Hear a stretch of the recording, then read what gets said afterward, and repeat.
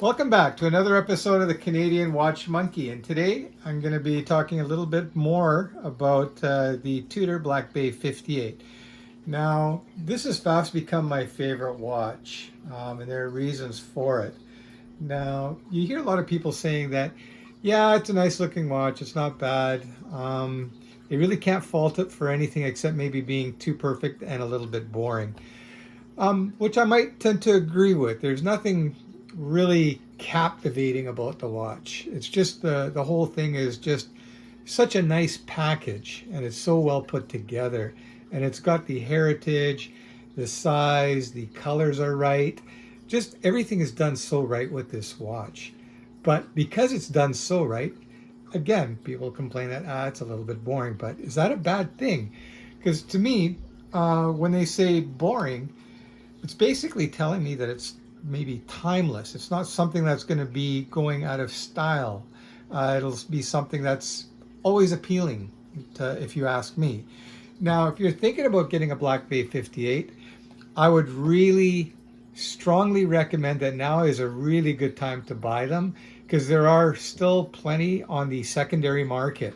Now, if you go to an AD, authorized dealer, brick and mortar store, whatever you guys want to call it, you're going to be paying, by the time you leave the store, between $5,000 and $6,000 Canadian. All right.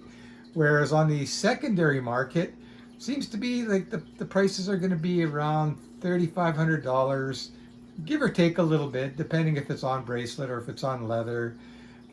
Typically, if it's on bracelet, it's going to be worth a little bit more. A lot of times, people will have both. Also, there is a NATO strap available as well, which I'm not a fan of at all. Just not a fan of NATO straps in general. I think it kind of downgrades the watch in a way a little bit. Correct me if I'm wrong. You guys leave your opinions there. But anyway, I've got the Black Bay 58 here, and I can say that, yeah, it's a wonderful watch. And you're talking to a guy that's got a lot of experience with watches. Like currently, I'd say I've got about probably 40 or 50 watches currently in my collection. So I've had a lot more than that I've handled. And the thing with me that a lot of other reviewers don't do is that I actually own the watches that I review. And I really like the Tudor brand. I like it so much that I bought a Black Bay 36. Now, originally I was hoping to get the blue, but I thought, you know what? There's no point in getting a blue if I've got the blue diver. So I've got the black dial instead. And again, these can be had at a pretty good price. The Black Bay 58 is the bigger bargain on the secondary market, though, because the Black Bay 36 here is going for more money than I think it should. To me, that's about a $2,000 or $2,500 watch, and typically Canadian. Typically, they're going for closer to $3,000. This 36 millimeter size is really kind of in style right now, but I can understand why too. Now, before, all my watches were 40 plus, 42, 44. I like these bigger divers. I still like Oris Aquis a lot, but I'm kind of leaning towards the smaller sizes now of the Aquis rather than the 43.5. I'm leaning more towards the 39.5 or the 41. Yeah, but let's talk about the Black Bay and what makes it great. So the size is one thing that makes these watches so nice. The color on this, I love it. Now, as I said, that I like the Tudor brand so much that I wound up buying the 36 as well. Now, people say, "Oh, is it worth the extra money? You know, spending that kind of money on a watch?" I got mine at a really good deal. If you look at my past episodes, you know I picked it up at a fantastic price. I had to do a little bit of cleanup on it, but nothing too crazy. Well, actually, it was pretty crazy, but the watch turned out perfect. Um, but let's say, and I'm giving you my honest opinion here, guys.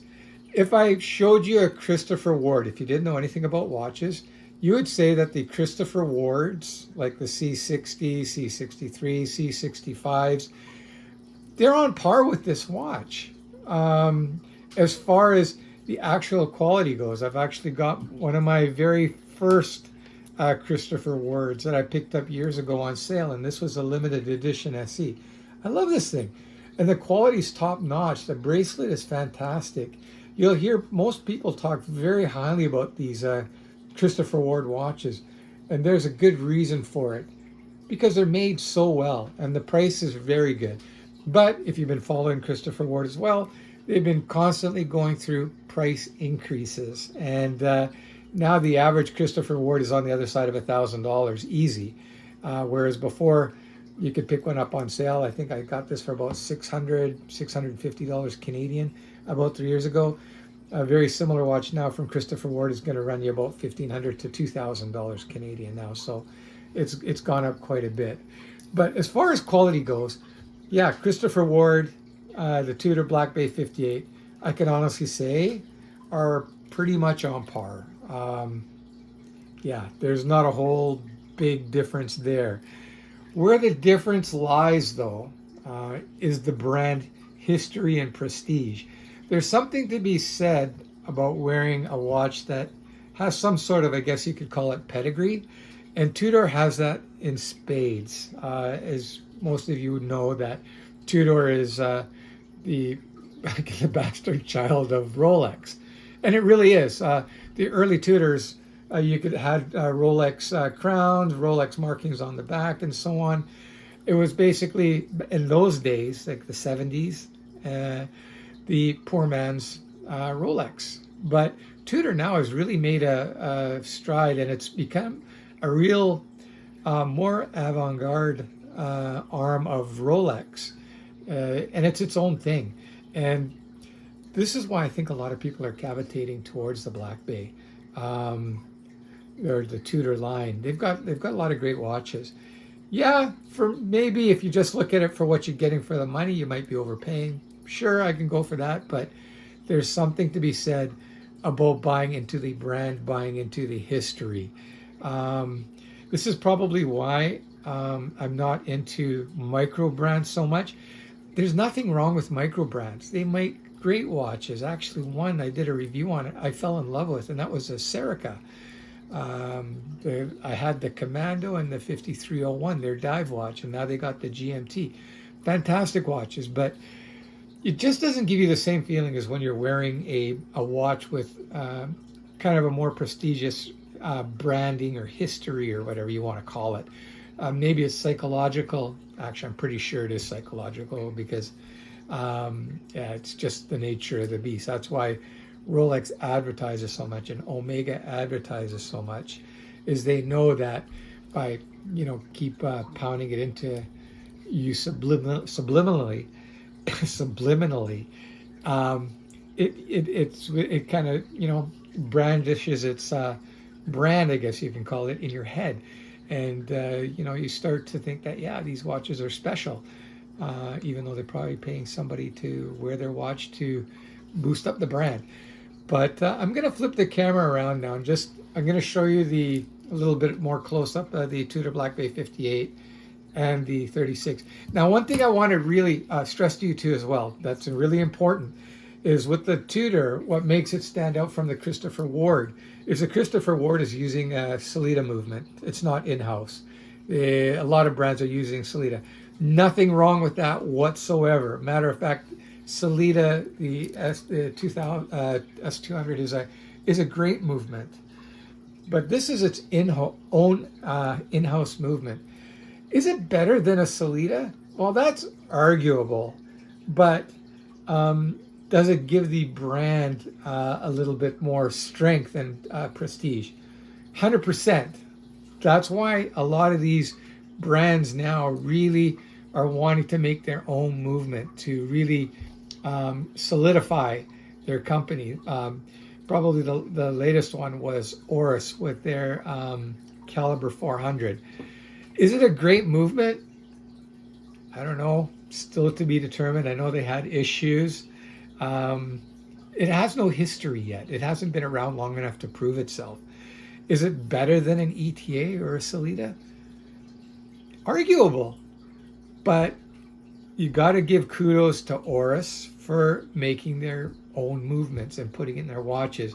And it really does strengthen the brand. Another brand that's very well respected now is Nomos. And a big part of it is that they went away from their ETA movements that they were using and quite some time ago, and developed their alpha movement and so on. And they've got some of the most, well, very nicely decorated movements, and they've put a lot of effort and time into their movements. So yeah, it definitely, when a brand does make its own movements, it means a lot. But anyway, enough of this blah, blah, blah. By the way, if I forget, please like and subscribe to the Canadian Watch Monkey. All right, it means a lot to me, guys. I got to grow this channel. So when I retire, I have something to do that's fulfilling. I'm counting on you guys to make this fulfilling for me. But anyway, I'm going to flip the camera around. All right, see you on the other side there.